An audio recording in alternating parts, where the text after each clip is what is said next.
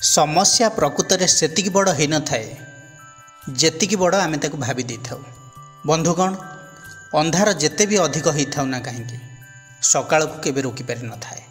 नमस्कार बंधुगण, मु सागर कलाकार सागर संगम यूट्यूब चैनल को आपण मानक स्वागत जनाऊँगी। आज ज्योतिषिक कार्यक्रम बिछा राशि व्यक्ति विशेष मान बहुत खास होगापी जाऊँगी। 2025 मसीहा एप्रिल मास मंथली प्रेडिक्शन बिछा राशि व्यक्ति विशेष मानक किपरि कटिब, नवग्रह मानकर स्थिति कौन रही, नवग्रह माने की फल देवे, सबकिछि स्वास्थ्य, शिक्षा, लव रिलेशन, मैरिड लाइफ, भाग्य, कैरियर, बिजनेस डिटेल्स रे आलोचना करिबा। बंधुगण, यही विचार जन्म राशि चंद्र राशि को आधार कर जो मानकर बिछा राशि एवं बिछा लग्न से यही भिडियोटी अधिक फलप्रद हेबो बोली आमर आशा और विश्वास। बिछा राशि कालपुरुषर अष्टम राशि, प्रकृति स्थिर, जलतत्वर राशि, राशियाधिपति हेले मंगल। सर्वप्रथमे आमे आलोचना करिबा एही एप्रिल मासरे बिछा राशिर ग्रह गोचर स्थिति किपरि रही कुंडली रे।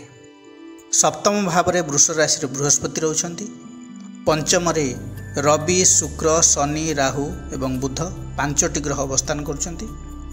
एकादश रे केतु अवस्थान करछंती एवं एप्रिल 5 तारिख ठारू मंगल नवम स्थान रे अवस्थान करछंती। लग्न कहले शरीर, आमर इम्यूनिटी, आमर स्ट्रेंथ, आमर हेल्थ को बुझाए।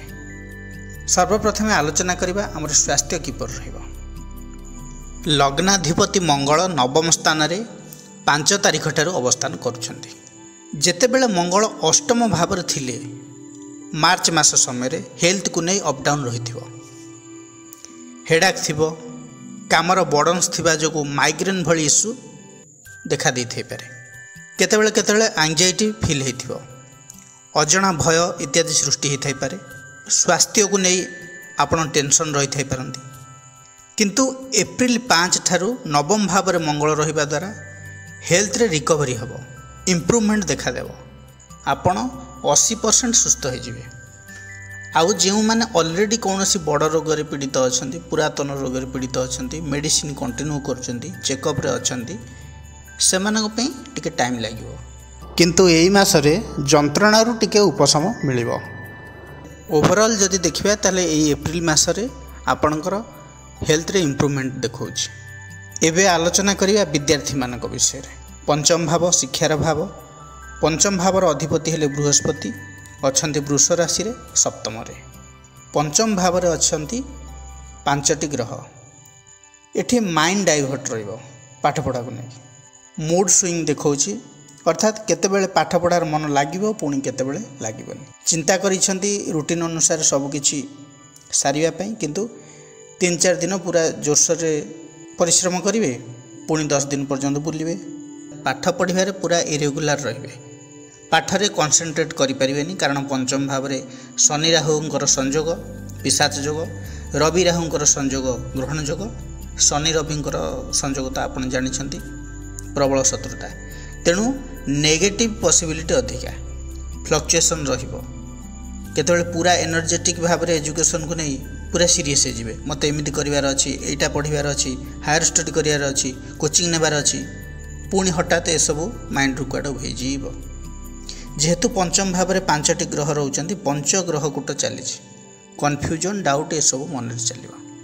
जदि आपणकर एग्जाम यही मासरे अच्छी ताले 60% भल रही, हुए तो आपणकर अधिक आसवा कथा, किंतु कमिबो। जहाँ भी पढ़ी ठीक टाइम रे ताकू प्रॉपर्ली रिवाइज करिपरिबेनी। केमिति बा करिवे, हेल्थ इश्यू थिला, पर्सनल प्रॉब्लम थिला, किसी नेगेटिव इंपैक्ट आपणको ऊपर थिला, तापर माइंड तो एमिति डाइवर्ट रही, स्ट्रेस रही, तेणु पॉजिटिव आसीबो केमिति, पॉजिटिव आसीबा बहुत डिफिकल्ट। एबे आलोचना करिबा आपणकर लव रिलेशन विषय रे। पंचम भाव लव रिलेशन भाव, पंचमाधिपति हेले बृहस्पति सप्तम भाव रे अछंती वृष राशि रे। पंचम भाव रे 5टी ग्रह। एई एबे तो कहितली एई मासटा कौनसी प्रकार जगी जातु, शनिकर अढ़िया सरी जाइए, से तो अलग कथा, अलग विचार ताकू करवा। हाँ देखु आपणकर जहाँ सहित अफेयर्स अच्छी लव रिलेशन में आपण अछंती तांको माइंड रे किछि ना किछि कन्फ्यूजन चलिबो, डाउट रहिबो, एग्रेशन रहिबो, नेगेटिव अधिक आसीबो, तांकर कथाबार्ता रे कंट्रोल रहिबोनी।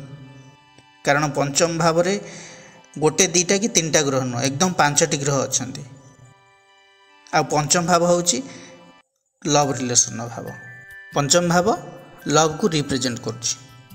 आपणक सहित जी अछंती तांको ही दर्शाउछि पंचम भाव। जेहेतु 5टी ग्रह गोटे जगह रहुचंती तेणु केमिति गोटे जगह मन लागिबो, माइंड तो डाइवर्ट रहिबो, मिसअंडरस्टैंडिंग क्रिएट हबो। तेणु आपण को एडजस्ट करी चलवा को पड़ो, सिचुएशन को किपरि हैंडल करने को पड़ो, बेटर बनैया को पड़ो, से प्रति ध्यान देवे। खाली यही एप्रिल मास कथा नुहे, मे 18 पर्यंत आपण को एडजस्ट करिया को पड़ो, ध्यान रखिए। तापर भल रही एप्रिल 14 पर भी किछिटा पॉजिटिव चेंजेस आसी पारे। कारण एप्रिल 14 रे रविंकर संक्रमण हम मेष राशि को, मीनरू मेष राशि को संचार करेंगे। एबे आलोचना करिबा वैवाहिक जीवन विषय रे। सप्तम भाव वैवाहिक जीवनर भाव। सप्तमाधिपति हेले शुक्र। शुक्र रहउचंदी पंचम रे उच्चस्थ हेकि। मैरिड लाइफ ठीक अछि। हाँ, बृहस्पति शत्रु राशि रे अछंती, अल्प बहुत किछि छोट मोट इश्यू देखै पारे, हेले तार प्रभाव किछि मैरिड लाइफ उपरे पड़िबार नाही। डीटी लोक जेतेबेले एकाठी रहिबे सेमानकर चिंताधारा सब बेले जे मैच करिवो सेमति किछि माने नाही। से माने सबु बेले एडजस्ट करेंगे कि प्लानेट भी को एडजस्ट करछंती। एही मासरे किछि ना किछि तो एभली चलिबो। मैरिड लाइफ को नहीं स्थिति भल रही, लॉन्ग ट्रैवल जोग रही, फ्यूचर को नहीं, फैमिली को नहीं, पिला मानक पई किछि ना किछि बेटर करिया पई प्लानिंग करि पारंती। फाइनेंशियली इंप्रूवमेंट किछि हेई पारे। लाइफ पार्टनरंकर तांकर पर्सनल एवं प्रोफेशनल लाइफ रे किछि पॉजिटिव चेंजेस आनि पारंती। एई मासरे अनेक असुविधा भितर जो मैंने मैरेज करि पारु नथिले, मैरेज तांकर हेई पारु नथिला, कोनोस कारण अटकी जाउथिला, सेमानक पई मैरेज हेई जिवार पॉसिबिलिटी रही। जो मैंने न्यूली मैरिड कपल तांको पई ए मासटा बहुत भल फल देबो। एबे आलोचना करिबा आपणकर सबुठारु महत्वपूर्ण टॉपिक उपरे, भाग्य, कैरियर एवं बिजनेस उपरे। भाग्य भाव नवम भाव, भाग्याधिपति हेले चंद्र। देखंतु बिछा राशि व्यक्ति सहित कौन घटे आपण जानछंती। जेहेतु आपणकर भाग्याधिपति चंद्र गोटे मास 30 दिन को जदि आम उदाहरण को नबा, 15 दिन कृष्ण पक्ष, 15 दिन शुक्ल पक्ष, किछि दिन लक्ष्य करिया 10-15 दिन एमिति थिबो, भाग्य बहुत रहिबो, भल इंप्रूवमेंट रहिबो। किंतु 8-10-12 दिन एमिति रहिबो जहाँ आपण करिया को चाहुचंती सेथिरे सक्सेस हेबेनी, किछि ना किछि लॉस हेबो, ऑब्स्टैकल आसीबो, प्रॉब्लम रे पड़ी जिवे आपण। पुणी बेले बेले एमिति हबो, हठात आपणकर काम हो जिवो, आपण को जणा भी पड़िबनी। आपण सेथिरे एफर्ट लगै थांतु कि न लगै थांतु, तथापि आपणकर काम हो जिवो। बिछा राशि रो लोकन सहित एमिति बहुत होई थाए। प्रैक्टिकल केस रे बहुत एई भली देखाई छि। सब राशि रे किछि ना किछि विशेषत्व रही छि, बिछा राशि रो एई भली विशेषत्व रही छि। जदि काम हो पारुनी तो हो पारुनी, बहुत असुविधा रहउछि, प्रतिबंधक रहउछि। 8-10 दिन काम हेनी, जितेबाला से कथा को नहीं आप चिड़ी जी छाड़ी दे रिलैक्स होगा चाहिए, हे छाड़ आउ तो हेनी, हठात आपणकर से कामटा हो। जदि प्रॉपर यही मास कथा कहि तेबे एप्रिल 14-15 तारीख ठारू बहुत बेटर स्थिति रहिबो। कारण रवि उच्चस्थ रहिबे। यही समय आप शुभ मांगलिक कार्य करने को जब चाहते, इन्वेस्टमेंट करने को जब चाहते तेबे भल रहिबो। किछि प्लानिंग करिसेंती फ्यूचर पई तेबे बेस्ट रहिबो, आपण करि परिबे। हाँ, आ गोटे कथा भूली गली, यही जो 5टी ग्रह संयोग खाली आपण नुहे, समस्त राशि पाई, मो पाई। तेणु जल्दीबाजी रे किछि करंतुनी। आपण जो काम करूछंती स्टेबल हेकी करंतु, पेशेंस रखंतु, आपण पाई भल रहिबो। एबे आलोचना करिबा आपणकर कैरियर विषय। दशम भाव कैरियर भाव। दशमाधिपति हेले रवि। रवि उच्चस्थ होउछंती एप्रिल 14 तारीख ठारू। बहुत बड़ सक्सेस आपण को अपेक्षा करछि। ग्रह मानकर Raja Ravi, king of planet, एक्जालेटेड रहिबे षष्ठ भाव रे, मंगलंक गृह रे, निजुक्ति गृह रे। षष्ठ भाव रोग ऋण शत्रुर भाव। एठारे रवि रहिबा द्वारा रोग ऋण शत्रुर विनाश करने सहित कार्य क्षेत्र में परिवर्तन आनी थांती, सफलता दे थांती। रवि तृतीय षष्ठ एकादश रे शुभ फल दे थांती। एही मास एमिति जे जदि आपण गवर्नमेंट सेक्टर रे अछंती, कोनोसी प्राइवेट सेक्टर रे अछंती, कॉर्पोरेट सेक्टर रे अछंती, तेबे एप्रिल 14 परे भल स्थिति रहिबो। जेउ माने जॉब सर्च रे अछंती, अनेक दिन हेलानी ट्राई करूचंती, कॉम्पिटिटिव दउचंती, इंटरव्यू देउचंती, सेमानकर जॉब 99% हेबार चांस अछि। जेउ माने प्राइवेट जॉब रे थाई गवर्नमेंट जॉब पई ट्राई करथिले, सेथि पई प्रिपेयर होउथिले, तांको पई सुवर्ण सुयोग रहिछि। आउ जेउ माने कंपनी जॉब रे अछंती, तांकर प्रमोशन हो जाई पारे, हायर पोस्ट को जाई पारंती। ओवरऑल जदि देखिबा तेबे एप्रिल 14 परे प्राइवेट सेक्टर हेउ कि गवर्नमेंट सेक्टर नियुक्तिर सुयोग रहिछि। खाली आपणक पटु चेष्टा करिया दरकार। टार्गेट बेस जॉब जदि करूछंती, मार्केटिंग फील्ड रे जदि काम करूछंती, टार्गेट पूरण हो जिवो। कर्म क्षेत्र रे प्रशंसार पात्र हेबे। आपण जेउ एनवायरनमेंट रे रहउचंती, जेउ वर्क फील्ड रे काम करूछंती, कलीग मानक सहित भल बॉन्डिंग रहिबो। पॉजिटिव माइंडसेट रे आपण आगु को बढ़िबे।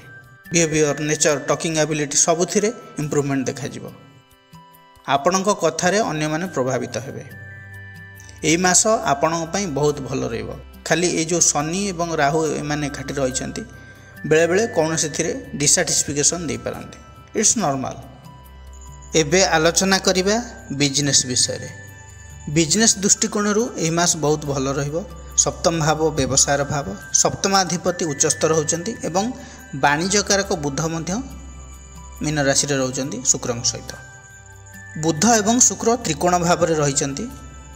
जेउ माने ड्रेस मटेरियल, शौखिन द्रव्यर व्यवसाय करूछंती, लग्जरी आइटम रो बिजनेस करूछंती, कलर डेकोरेटिव आइटम रो बिजनेस करूछंती, बुक स्टोर करिछंती, एजुकेशन रिलेटेड मटेरियल्स रखुछंती, किंबा जो माने फैशन डिजाइनर अछंती, टेलरिंग रे अछंती, आर्ट एकेडमी रे अछंती, डांस ड्रामा ए सब थिरे पेंटिंग ए रिलेटेड बिजनेस जदि करूछंती, किंबा इंस्टीट्यूशन करछंती, तांको पई बहुत भल रहइबो।